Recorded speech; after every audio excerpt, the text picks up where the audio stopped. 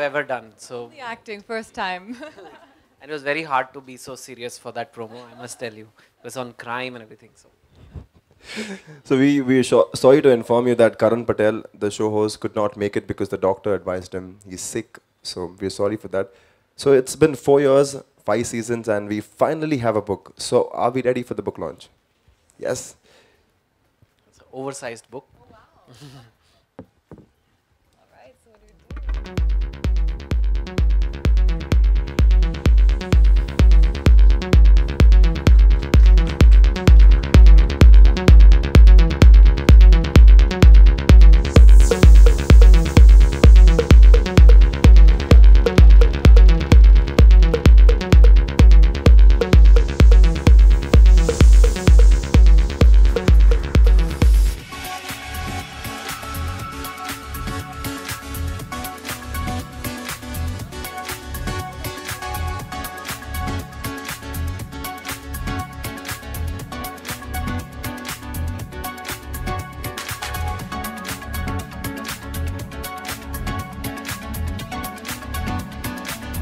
So Ira is the author of the book, and Chetan sir has given the foreword.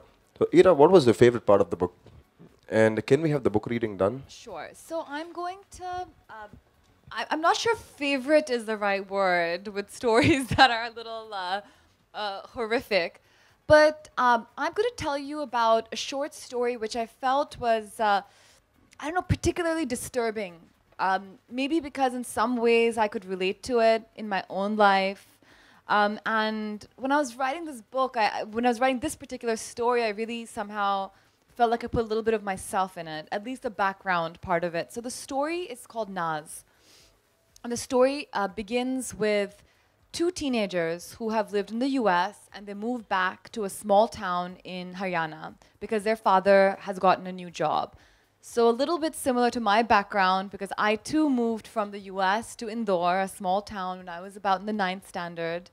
And so she moves to school, she goes to a junior college, and her brother, and it's very hard for them to make friends because they're these kids, they're from out of town, they're very different. All the kids in this town are pretty, small-minded. She doesn't speak Hindi very well. And her brother especially, he was very popular back in the US. He was a very good football player. And he comes back and it's hard for them to make friends. And the brother then falls into some bad company. It's a bunch of 4 boys and they have a gang and they're quite, they're bunking classes. They're always getting into trouble. One of the boys, his father's an important politician, so they can't kick him out of school. And so eventually the brother makes friends with these kids and they're always coming over to his house. And Naz, who is his sister, she's happy because she feels, wait, my brother's making friends. Maybe these friends can be my friends as well. And so one day when she goes out, it's during her exams, her parents go for a wedding. She can't go because she has to take her exams. She goes out to pick up a movie. And in those days, you had those movie rental shops. So she goes out to pick up a movie to watch as a study break, and she bumps into these 4 boys. And when she comes back, they sort of invite themselves over to her house, these 4 boys, and they say, can we come over to watch the movie? And she says, okay. And when she does invite them, they start acting funny. As she watches the movie, and there's no one at home. Her parents and her brother have gone for the wedding, and then they rape her. They rape her that night, and when her parents come back, she's too embarrassed to tell them what has happened, and she goes into a depression. So, and this is a true story. So I'm going to just read a little bit of that section of what happened. So the story is told from 2 points of view, her brother's and hers. And so this is Naz. And Naz means pride. So the story also means how her own pride was broken by the injustice that was done to her. For days I was numb, unfeeling. I felt as if I were stuck in a nightmare that I hoped would end very soon. But it was unending, and the more I moped, the more I kept to myself, the deeper I sank into depression. I didn't want to tell anyone or talk to anyone. I only wanted to be by myself, alone, because a part of me kept on saying that the nightmare would end soon. But it didn't. It just got darker and darker, till one day, even though I'd said that I would not, I told AB everything. AB is her brother. Once I did, I felt as if a huge weight was lifted from my shoulders, but I was also more scared. What would happen now? AB was shocked, angry, violent, sad.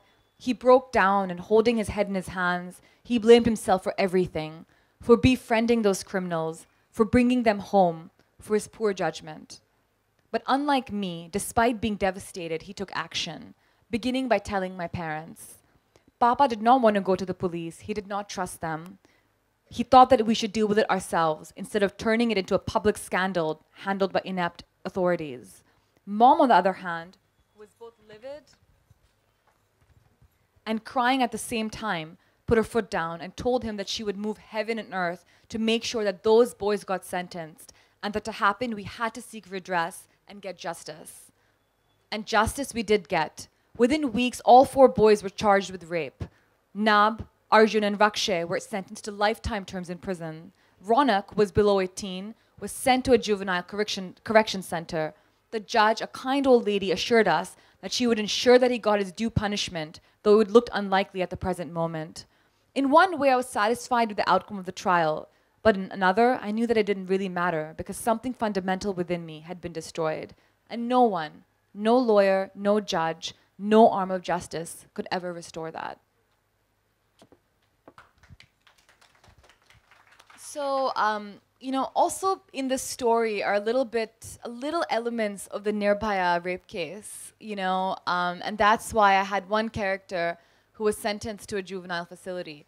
So, several of the stories are a little disturbing, but they're important stories to read, and they are educational, and they're quite gripping. I'm not saying that these are really dark and you're going to get depressed if you read them. Don't think that. They are pretty gripping. They are pretty thrilling, and I do think that especially if you like crime stories, these are exciting to read as well. Interesting.